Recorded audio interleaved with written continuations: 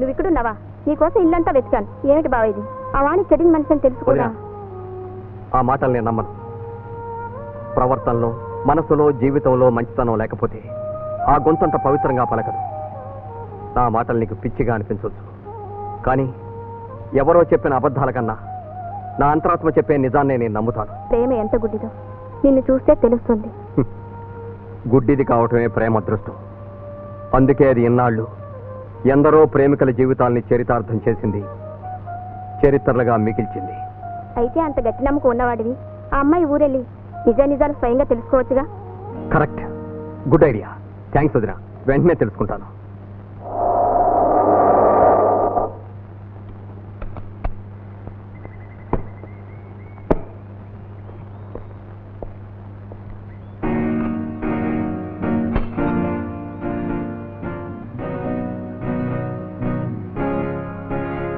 ఏమండి, వాణి గారి ఇల్లు ఇదే కదండి? అవును. ఇంటికి తాళం వేసింది, ఎక్కడికి వెళ్ళారండి? ఎందుకు అడుగుతావు? ఆ వాణికి మధ్య పట్టణంలో గొప్పంటి సంబంధం కుదిరింది. ఆ అమ్మాయికో బాగున్నాడు. పిల్ల ప్రవర్తన మంచిది కాదని పుకారు పుట్టించాడు. పెళ్లి వారు నమ్మి రావడం మానుకున్నారు. అది భరించలేక వాళ్ళమ్మ గుండె పగిలి చచ్చిపోయిందా? మానం మర్యాద గల మనిషి అంతకంటే ఏమవుతుంది? తల్లిపోయాక ఒంటరిగా ఉండలేక వాణి ఎటు వెళ్ళిపోయింది.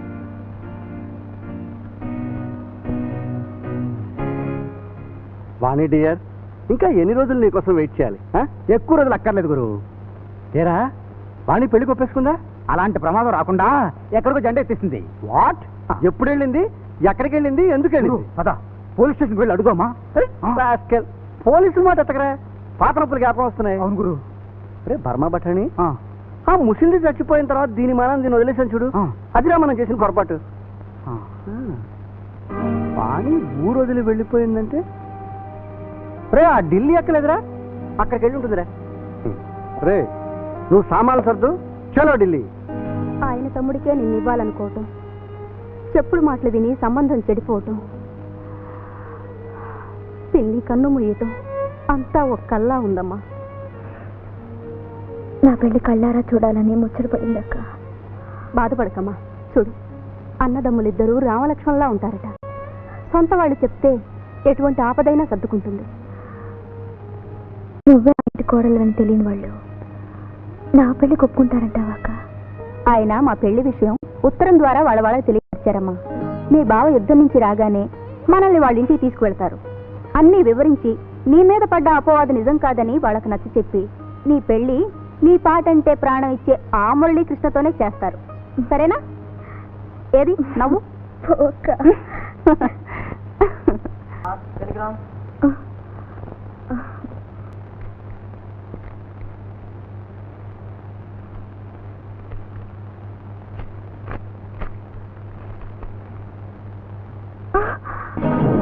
అక్క, బాగా పోయాడక్క, సరిపోయాడక్క.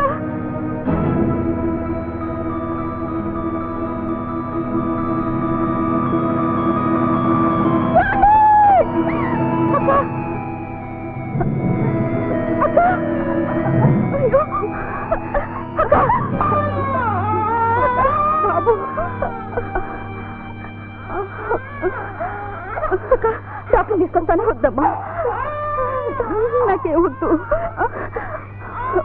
అని ఆయనకి ఇల్లాలయ్యానే కానీ ఆ ఇంటి కోడలిగా బ్రతకలేకపోయాను. పోయే ముందు వీడిని నీకైనా అప్పగించగలుగుతున్నాను. అమ్మా నాన్న లేని ఈ నిర్భాగ్యుణ్ణి అన్యాయం చేయకమ్మా. వీడిని అన్యాయం చేయకు. బాబు నా ప్రాణంగా చూసుకుంటానక్క.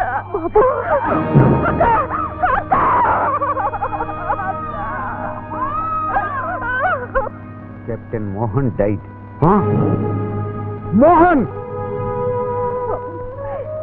ఎంత ఘోరం జరిగిపోయింది బాబు. అన్నయ్య, మమ్మల్ని అందరినీ వదిలిపెట్టి వెళ్ళిపోయావా? బాబు, ఈ జన్మలో నిన్ను చూసే అదృష్టం లేకుండా చేసావా?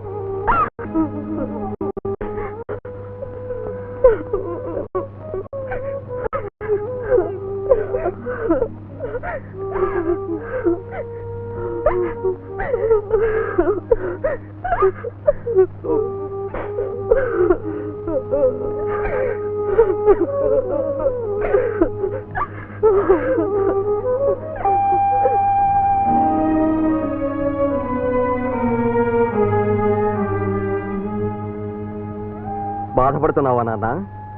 నీకెందుకు నాన్న బాధ? ఆ రోజు పెద్ద కొడుకు పోయాడనుకుంటానని శపథం చేశావుగా, నీ మాటే నిజమైంది. ఇంకెందుకు నాన్న నీకు బాధ?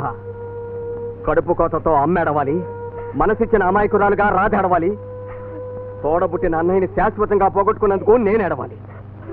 మురళి, నాకు బాధ లేదంటావా? వాడి మీద ప్రేమ లేదంటావా? పోయిన వాళ్ళ మీద ఉన్న ప్రేమ ఉన్న వాళ్ళ మీద చూపించాలి. అన్నయ్యకు ఓ భార్య, ఓ కొడుకు ఉన్నారు. వాళ్ళ భవిష్యత్ అంతా మన చేతుల్లోనే ఉంది. వాళ్ళు అనాథలుగా, నిరుపేదలుగా ఎక్కడో బ్రతకూడదు. చూడండి నాన్న, అన్నీ ఉండి ఇంట్లో ఆనందం, వెలుగు ఎలా లేకుండా పోయాయో చూడండి. మీకు నిజంగా మనసే ఉంటే వదిన్ని, బాబుని వెంటనే తీసుకురండి. కన్న తల్లి కడుపు సోకం కోడలను చూశాకైనా కాస్త తగ్గుతుంది. మనవడిలో కొడుకుని చూసుకొని అమ్మ కాస్త మనశ్శాంతిగా అయినా ఉంటుంది.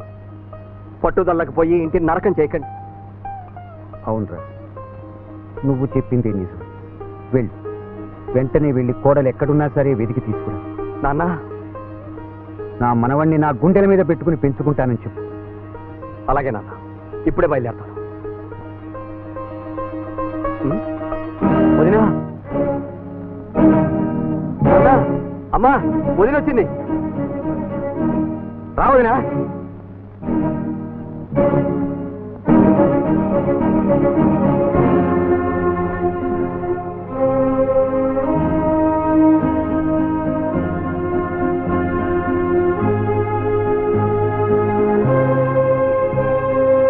వదినా, వచ్చేసావా? నువ్వు రావటం కాదు చాలిసైతే నీ కోసం నేనే వచ్చావా? ఏమిటి మీరు అనేది? నేను భయపడకుదిరా, ఈ ఇంట్లో నిన్నెవరూ కాదన్నారు. నా మాట నమ్మండి. నేను మీ వదిన కాదు. మీ వదిన చనిపోయింది. బాబుని అప్పగించడానికి వచ్చాను. వదినా, ఆ రోజు కారులో లిఫ్ట్ ఇచ్చినప్పుడు తెలుసుకోలేకపోయాను. ఇప్పుడు తెలుసుకున్నాను వదినా. విజయ, వచ్చావమ్మా? వీడు నా మనవడేనా? బాబు, నీకెంత ఘోరం జరిగిపోయిందమ్మా. కళకళ్ళాడుతూ ఇంట్లో అడుగు పెట్టాల్సిన కోడలిది కన్నీళ్లతో వచ్చావా అమ్మా? ఏమండి, మీరంతా పొరపాటు పడుతున్నారు. నేను మీ కోడల్ని కాను. అవునని ఎలా అంటావు తల్లి?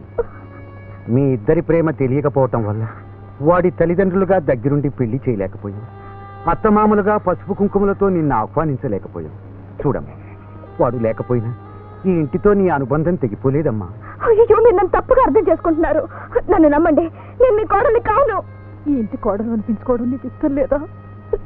ఈ ఇంటి కోడల్ని కావాలని కలలు కన్నాను, కానీ దానికి నేను నోచుకోలేదు.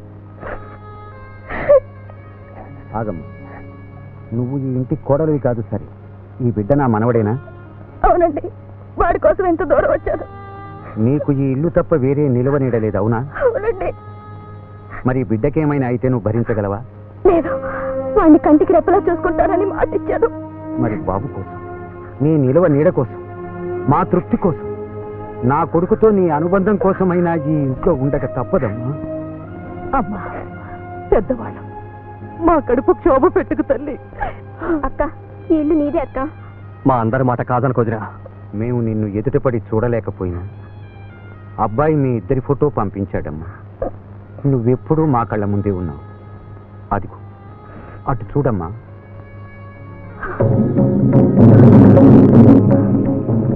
నేను తప్ప నీ మెళ్ళో తాళి కట్టడానికి ప్రపంచంలో ఎప్పుడూ ఒప్పుకోడు. నువ్వెక్కడికి వెళ్ళినా ఈ రాజా నిన్ను నీడలా వెంటాడతాడు. దౌర్భాగ్యుడా, ఇది నువ్వు చేసిన పని. ఇక్కడికి వచ్చిన నువ్వు పీడకల్లాగా వెంటాడుతున్నావా?